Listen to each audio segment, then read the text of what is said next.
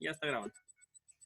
Bueno, el color de hoy es yemalor. Eso no lo habíamos dicho, ¿verdad? No. No, solo de Denise. Solo de Denise y después no sé cuál. Yemalor. Yemalor. Dice, el color yemalor aguanta pianos. Pianos que tocan fantasmales dedos en las heladas tardes quejumbrosas, cuando las hojas vuelan y los ciegos miran. El color yemalor mana ternura, cuando en el patio tose y tose otoño, y la pequeña cicatriz del sol se abre en el crepúsculo y el cielo duele. Este color es lánguido y matiza, con el agua de lluvia y el olvido. Los valses que danzaron los abuelos fueron de ese color inmensamente viejo. El moho y la pátina del tiempo se le parecen mucho y asimismo la sangre coagulada en los puñales y las lágrimas secas por las novias idas. El color yemalor huele a lucema, tiene ese tinte el pétalo guardado en las páginas de los libros viejos. Así el daguerrotipo y la victrola muda. De color yemalor son los recuerdos y los días últimos del año. El zapatito de los niños muertos, los vinos antañones y las fuentes rotas. Mariento. Está más raro, ¿no? Gris. Como café. Como Gris. café con naranja o algo así. A mí Como el yemalor me café. suena a lo que huelen estos libros viejos míos. Nunca han Ajá. libros viejos. ¿Flor, ¿verdad? Como Que huele a biblioteca amarillo. vieja. A mí se me hace como ese amarillo. Como a humedad. Como O sea, rojo moradillo. Ew. Ajá. Rojo No, morado. yo pienso gris o anaranjado como sangre seca. Ajá, yo como Como café café. anaranjado. Ahora yo también como Ajá. café. Café anaranjado. De A página mí se me vieja. hace amarillo, no sé por qué. Como ese libro donde les saco yo, que les escaneo. Ah, como mi almohada vieja. Parece azúcar, pero está vieja. Cabal, algo así es el yemalor, digo yo. ¿Sabe? Yemalor. Yemalor. Bueno, entonces Una yema. voy empezando. Recuérdense que hemos estado hablando de la luz. Entonces, digamos, el tema central. Ahí está Julián Estrada. Espérame, dame tiempo a irme a traer el inquiry, ¿te parece? Dale, dale. Julián. Julián. ¿Quieres estar en mi Ahí clase o está, en la cama está en mal. una clase fake? Mejor actuada. Buenos días, buenas noches. Estoy grabando, Ok. solo para que sepas. No para que te quites los cheles, ¿no? A la que cancha estoy. No Dios venía santo. alcohol, ¿verdad? Sure. Alguien le podría mandar el link a Dani porque dice que no lee el El correo. correo. Yo lo puedo mandar a... Va, buena onda. Bueno, entonces voy. Estábamos hablando de la luz. Voy a volver a pinear mi video. Pues sí. Cabal. Entonces, empezamos desde, solo para hacer un repaso así rapidín, ¿verdad? Empezamos hablando de la luz desde Newton, cómo la interpretaba Newton, y luego cómo la interpretó Goethe y los experimentos de Land, que son más modernos, aunque en el bloque hablé primero de Land y después de Goethe, pero históricamente, perdón, voy a cerrar aquí. Históricamente viene primero Goethe. Después hablé un poco de Planck y realmente en la parte de cuántica hablé solo de Planck por cuestiones de tiempo, pero hay bastantes representantes ahí que sentaron las bases de la mecánica cuántica. Planck, Heisenberg, Bohr, Einstein trabajó también en mecánica cuántica, pero digamos el padre fundador era Planck. Pero si se dan cuenta, Planck trabajó, o sea, lo que estaba trabajando él también era luz, pues emisiones de luz. Entonces, a pesar de que nos pasamos a mecánica cuántica, que parece que nos desligamos de la óptica, seguimos trabajando siempre en óptica. Y luego, para terminar el bloque, quiero hablarles de Einstein, porque Einstein también trabajó sobre la luz. Digamos, toda la teoría de la relatividad nace de pensar en la luz. Y, digamos, lo importante, pues no les puedo dar en una conexión de Zoom de media hora, una clase de relatividad. Entonces quería que leyeran los documentos que les mandé ayer, no sé si los lograron leer, pero los dos cuentos que les puse ayer, cabal hablaban, uno hablaba sobre la paradoja de los relojes, Gravedad. Oh, no.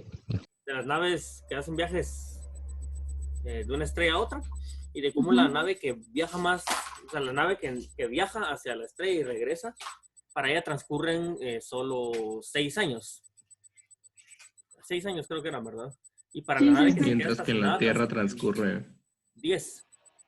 Hay una diferencia ahí de 4 años. Digamos, los que van en la nave envejecen 6 y los que están aquí frente a la Tierra esperando en su nave envejecen 10, perdón. Entonces, esos son efectos de la relatividad que no son, o sea, digamos, no es un cuento de ciencia ficción. Si hacemos un viaje a esas velocidades, que era 4/5 la velocidad de la luz. Ah, bueno, esa es una cosa. Ay, qué bonito, mi amor. Llévenle a su mamá, llévenle a su mamá. 4/5 la velocidad de la luz. Si se dan cuenta, decía 4/5 de c.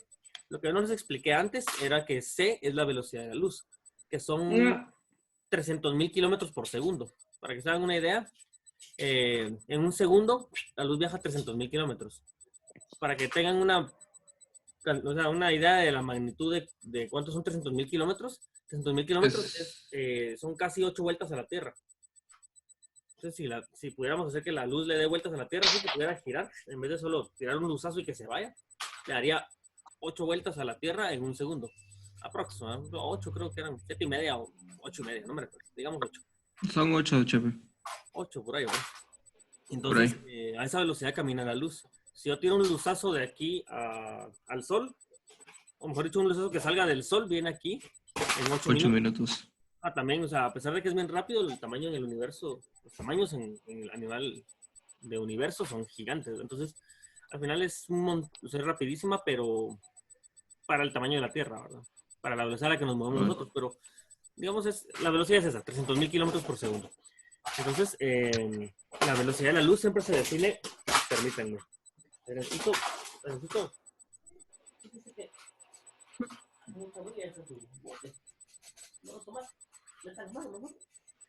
Y entonces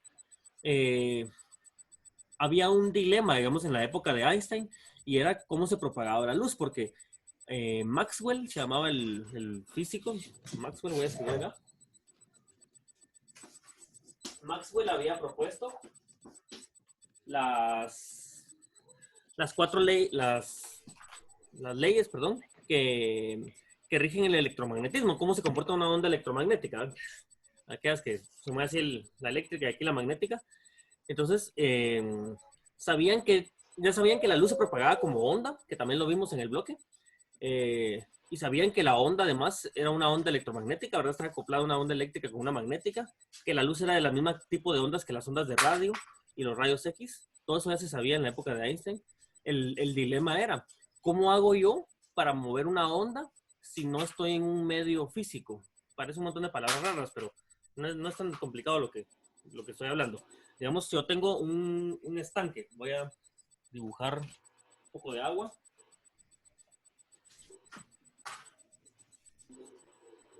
Y el estanque está medio calmado, así como lo dibujé ahí. Y tiro una piedra.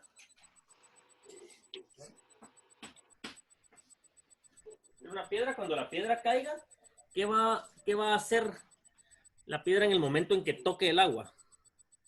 Va a causar ondas.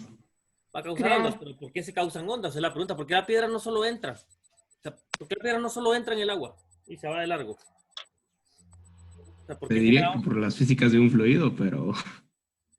Pero la respuesta es más sencilla. Porque tal vez hay una capa que atraviesa, una capa pequeña, y al atravesar esa capa, la rompe y causa las ondas. Sí, va más o menos por ahí, pero voy a hacer una... La tensión superficial del agua. Sí, permítanme un segundito, chicos, disculpen. Ay, rayó el pizarrón. Eso por Daniel. Adrián rayó el pizarrón, qué lindo bebé.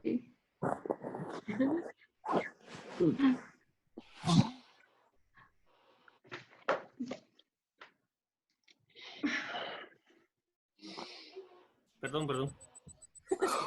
Si Adrián quiere que lo cargue, que juegue con él y todo, entonces. Ay, no, jugar con él. Hay que recurrir a la mamá. Para que le eche una mano. Entonces, lo que sucede con las moléculas de agua, sí se mira bien. ¿Ven bien lo que sucede? Sí. Sí. Digamos, yo tengo moléculas. El agua está hecha de moléculas, ¿no? De moléculas de H2O y algunos minerales, otras cosas ahí, jabón de la cocina, y basura y todo lo que tiene el agua. Todo lo que pueda tener. Entonces, cuando la piedra choca, realmente, o sea, si lo vemos desde el punto de vista de mecánica, así pura, lo que está sucediendo ahí es que está pegando contra un montón de moléculas, como que fuera billar, y está haciendo que las moléculas se hundan. Entonces, en el primer momento en que la piedra choca, digamos, voy a hacer una serie de dibujos. Uy, ¿dónde está mi borrador? Maldición. No solo en el colegio, me parece. Entonces, voy a dibujar aquí la piedra y las moléculas, todo en blanco. Esta va a ser la escena número 1. Y tengo una serie de moléculas. Y cuando la piedra choca, vamos a hacer de la superficie del agua, ¿no?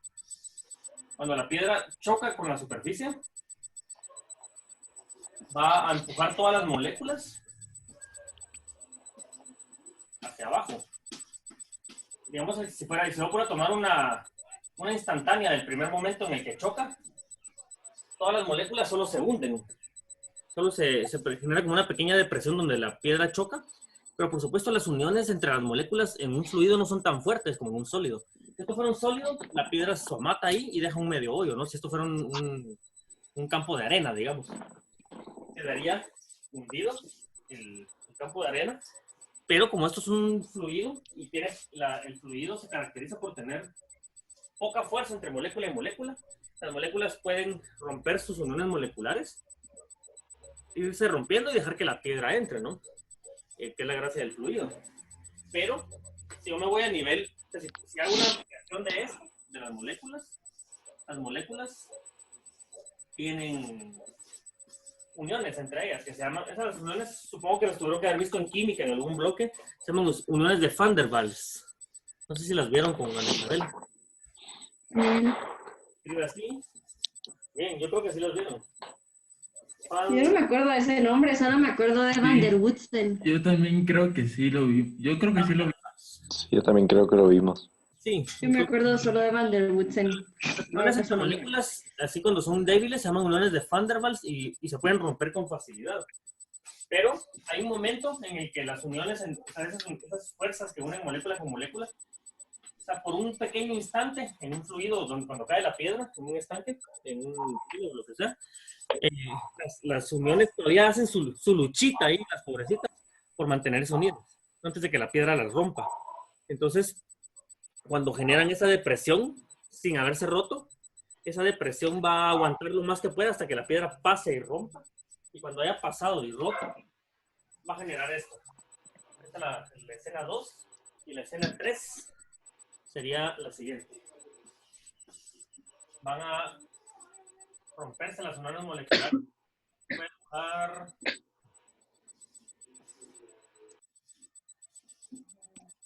Vamos a tener estas cosas unidas y la piedra pasando hacia abajo acá.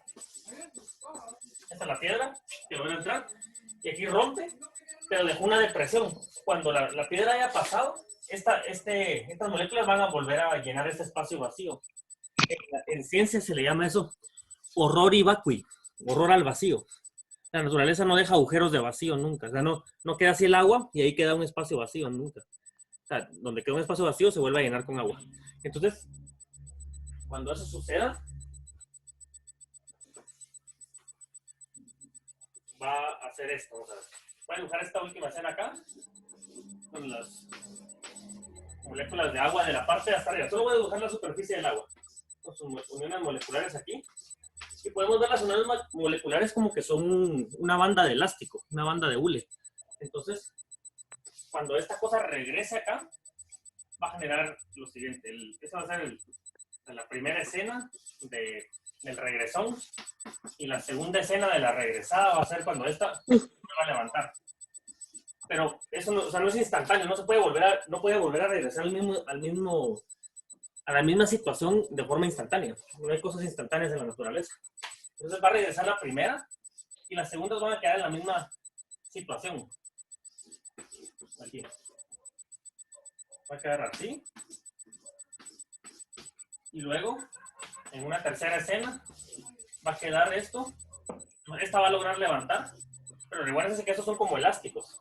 Entonces realmente regresa, y cuando regresa, como que se estirara, ¿sí? Cuando el estirar se va a hacer que esta de aquí se levante. Y va a suceder esto. Y esta fuerza de acá, o sea, la fuerza que estaba con tensión acá va a levantar esto y va a hacer que esta se tense también. Entonces la tensión que esta primera molécula tenía, la voy a dibujar en otro color, la voy a dibujar en verde. Como la tensión que tenía esta unión de Van der Waals va a pasarse levemente a esta, y de esta va a pasarse un poco a esta. Entonces la tensión entre moléculas va a ir corriéndose. Uy, perdón. Esta va a regresar y al regresar va a levantar la otra. Y va a generar esta siguiente pico acá. Y se va a ir corriendo. Entonces, digamos, se genera una rotura, después una depresión, esta sube, jala la siguiente, esa siguiente baja y jala la siguiente, y esto va a irse moviendo en forma de lo siguiente. Mira, puede ser un cuarto color, morado. Entonces, lo que antes era así, después se convirtió en esto. Entre solo Esto, HP.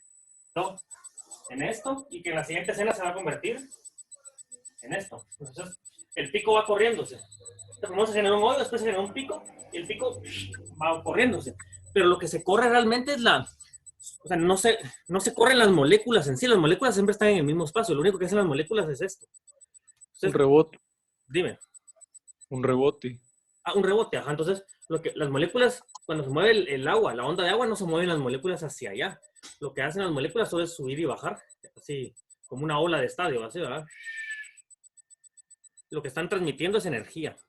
Se le están transmitiendo, una le transmite energía a la de la par, que le transmite a la de la par, que le transmite a la de la par. Y todo eso sucede en todas las que se han roto, y por eso se genera un círculo, ¿no? Porque la piedra entra, genera un círculo, un hoyo ahí de rotura, y esas moléculas le empiezan a pasar la energía elástica a la de la par, a la de la par, a la de la par, y se empieza a formar una onda. Que no es una onda única, sino que esto realmente hace esto varias veces. O sea, sube y baja así, varias veces, y transmite la energía para allá. Y hace que camine una onda. Entonces, una onda, que fue el palabrerío que dije antes de hacer los dibujos, una onda mecánica es la transmisión de energía a través de un medio. El medio aquí es agua. Y lo que estoy transmitiendo a través del agua es energía. Entonces, cuando yo transmito energía a través de un medio físico, entonces puedo generar una onda. Entonces, todo esto para regresar a la luz. Si existían ondas, si la luz era una onda electromagnética, eso quería decir que tenía que, nos quedan 10 minutos, que transmitirse a través de un medio. La pregunta es, ¿cuál era el medio a través del cual se transmitía la luz desde el sol hasta la Tierra? O sea, no está lleno de agua, ¿no? No es una onda mecánica, eso se llama onda mecánica. Pero no era una onda mecánica exactamente. Entonces, lo que hicieron fue inventarse una cosa que se llamaba el éter. El éter espacial. Lo voy a escribir. Me suena a un nombre. Voy a borrar acá.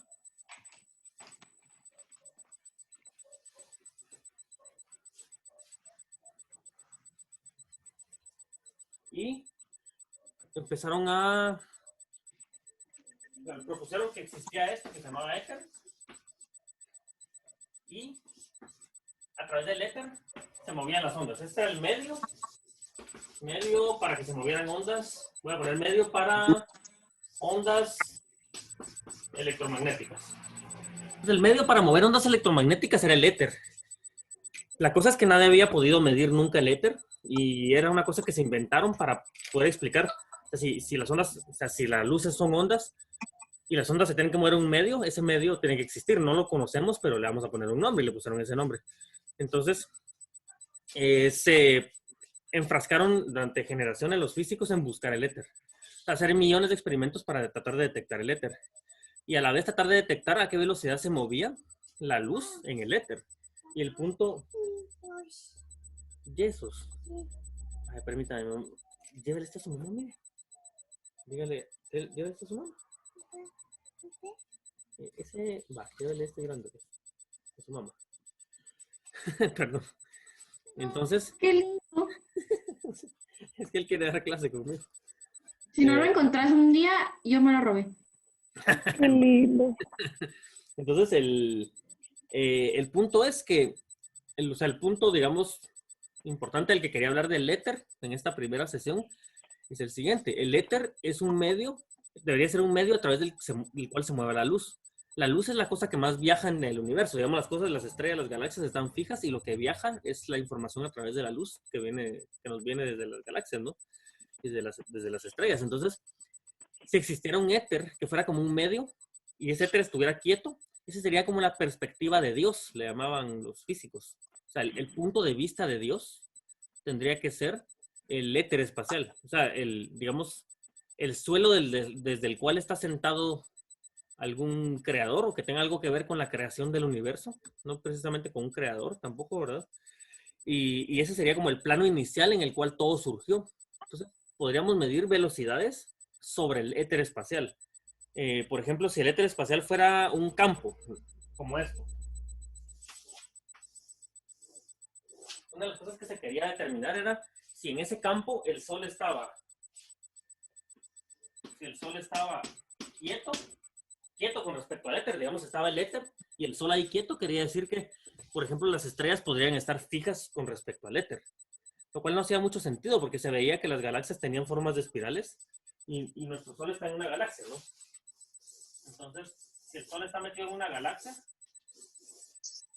el Sol está como por acá, digamos. Entonces, en nuestra galaxia, ¿verdad? La Vía Láctea. Entonces, o sea, por la forma de la galaxia se suponía que las galaxias están en rotación. Si las galaxias están en rotación y el éter estuviera anclado, o sea, el Sol estuviera anclado al éter, quiere decir que estaría anclado a los brazos de la galaxia, pero eso no les hacía mucho sentido. Más se creía que debía estar el éter anclado, o sea, que tal vez una galaxia era la que estaba anclada al éter y no el Sol, nuestro Sol, o una estrella específica, ¿verdad? Entonces, lo que les hacía más sentido es que la galaxia estuviera anclada al éter. La pregunta era si no se movía una galaxia con respecto a otra, o sea, no había movimientos entre galaxias. Y la verdad es que no se sabía. Supimos que las galaxias se estaban moviendo unas con respecto a otras hasta 1920, que eso es posterior a las publicaciones de Einstein. Digamos, Edwin Hubble determinó que las galaxias se están moviendo y que no están ancladas a ninguna... O sea, no podrían estar ancladas en ninguna especie de éter. Realmente no sabían si las galaxias se estaban moviendo. Entonces, era una incógnita o sea, una pregunta con demasiadas incógnitas por resolver. ¿Había éter o no había éter? ¿El éter estaba anclado a algún lugar o no? Si el éter estaba fijo. Y ¿será que ese era como el plano general del universo con respecto al cual debíamos medir todas las velocidades? Y había un montón de cosas por averiguar ahí. Pero se me acaba el tiempo. Entonces, voy a hacer una segunda sesión de Zoom para seguir hablando del éter. Y ahora solo la voy a cortar así a lo bestia. Así que los miro en 10 minutos.